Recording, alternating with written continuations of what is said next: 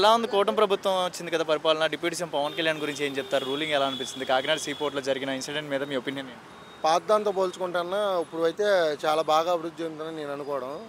ఎందుకంటే ఈయన శాఖలకి ఈయన బాగా న్యాయం చేస్తామని అనుకుంటున్నాను నేను, పవన్ కళ్యాణ్ గారు. అది coming to deputy CM Pawan Kalyan గారు అంటే లీడర్స్లో ఇలా ప్రజల్లోకి వచ్చి చేస్తున్నారు కదా ఎలా అనిపించింది గతంలో ఎవరైనా తిరిగి లీడర్స్ స్మగ్లింగ్ చేసే వాళ్ళని కరప్షన్ చేసే వాళ్ళని పట్టుకొని లైక్ భయపెట్టిస్తున్నారు కదా ఎలా అనిపిస్తుంది పాతదాంతో పోల్చుకుంటాన్నా ఈయనైతే బాగానే చేస్తున్నాడు అందరితో, పాత వాళ్ళతో పోల్చుకుంటుంది. గతంలో ఎవరైనా తిరిగారు ఇలాగా తిరగలేదన్న. డిప్యూటీ సీఎం పవన్ కళ్యాణ్ గారు మరి ప్రజలకు మంచి చేస్తారని నమ్మకం అనేది ఏర్పడిందా ఈ ప్రజల్లో చాలా బాగా ఏర్పడింది, అందుకనే కానీ 21 ఇచ్చారు. గతంలో లేడీస్ విషయంలో చాలా ఇబ్బందులు ఉండేవి, లేడీస్ మీద అటాక్స్ జరిగాయి, చిన్నపిల్లల మీద రేపులు జరిగాయి.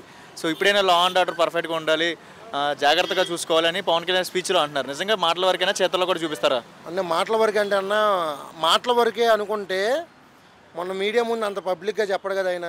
మీరు స్పందించండి, మన హోమ్ మినిస్టర్ కానీ స్పందించమని చెప్పరు కదా అన్న. ఆయన చేతల్లో ఉంది కాబట్టి పబ్లిక్గా చెప్పేశాడు ఆయన.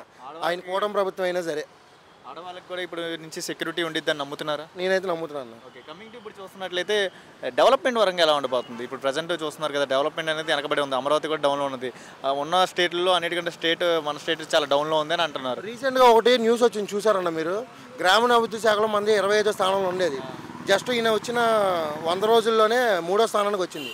నెక్స్ట్ అది ఒకటికి వెళ్ళినా మనం ఆశ్చర్యపోవాలి. పంచాయతీ డెవలప్మెంట్ అంతా పవన్ కళ్యాణ్ చేతిలో పెట్టారు, నిజంగా పంచాయతీ డెవలప్మెంట్ అవుతాయి నమ్మకం అవుతుందన్న. మొన్న అలాగే వాటర్ సమస్య కూడా గుడివాడలో తీర్చారు ఆయన. వెంటనే ఆయన వాళ్ళ సోషల్ మీడియాలో వచ్చిన దాన్ని బట్టి అయితే జస్ట్ వితిన్ అవర్స్లోనే అయిపోయింది అది.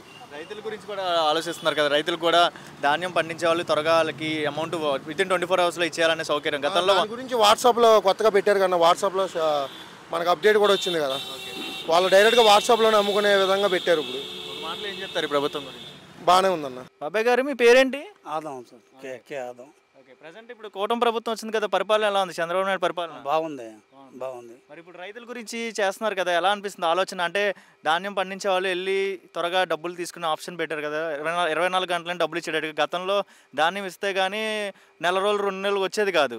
ఇప్పుడు రైతులకు ఎలా అనిపిస్తుంది? అవి బాగుంది సార్, రైతులు బాగుంది, ధాన్యం కూడా ఎమ్మటే ఇచ్చేస్తా ఉన్నారు, బాగుంది. గతంలో మనం ధాన్యం ఇస్తే అంత వరకు ఇచ్చేది బాబాయ్, గత ప్రభుత్వంలో ఎలా ఉండేది? ఏ టైం అయ్యేది డబ్బులు చేతికి వచ్చేసరికి? లేట్ అయ్యేది పోయినసారి, ఇప్పుడు పర్వాలేదు బాగానే ఉంది. అవునా? రైతులకి ఇంకా మంచి రోజులు ఉంటాయంటారా? ఉంటాయి, మంచి రోజులు. గతంలో మనం చూస్తున్నట్లే చాలా ఆత్మహత్యలు అయ్యారు కదా, రైతులు ఇబ్బంది పడేవారు కదా, మరి ఇప్పుడు కూడా అలాంటి జరుగుతాయి అంటారా? ఏం లేవు, అసమర్థలు ఏం లేవు, బాగుంది పరిపాలన. మరి ఇప్పుడు మీరు ఏం చేస్తూ ఉంటారు బేసిక్గా? పొలం పని చేసుకుంటాను, గేలే వేసుకుంటాను. బాగుంది, పెన్షన్ బాగానే అవుతుంది. ఒకరోజు తారీఖు ముందే ఎత్తున్నారు, ఒకరోజు బాగుంది. ఇప్పుడు చంద్రబాబు నాయుడు అనే వ్యక్తి వెనుముగ్గా నుంచుంటాడు అంటారా? చంద్రబాబు నాయుడు అనే వ్యక్తి నమ్మచ్చు అంటారా? అంటే రైతులకి వెనుముగ్గా ఉంటాను చూసుకుంటానని గతంలో అన్నారు కదా. నమ్మొచ్చు, బాగా చేస్తాడు, బాగుంది. కూటమి ప్రభుత్వం వచ్చిన తర్వాత ఎలా అనిపిస్తుంది? రైతులకి మంచి రోజులు ఉంటాయి, స్టార్ట్ అవుతాయి, ఇంకా రాబోయే రోజులు స్టార్ట్ అవుతాయి, ఇంకా మంచి రోజులు స్టార్ట్ అవుతాయి, బాగుంది. ఒక రోజులోనే 24 గంటల్లోనే డబ్బులు చేతికి ఇవ్వడం వల్ల మంచి ఉపాధి కలిగిద్ది అంటారు మీకు? కలిగిద్దాము.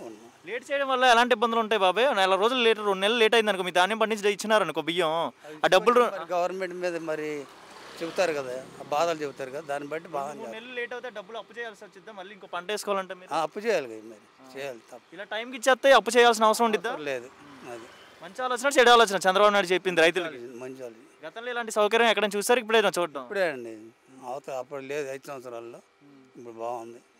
5 సంవత్సరాలు ఎలా ఉంది? గత 5 సంవత్సరాలు పరిపాలన ఆడేసిన కొంగడ ఆడే ఉంది, ఒక రోడ్డు మట్టి తోలలేదు, గోతులు అసలు పట్టించుకునే నాదులు లేడు.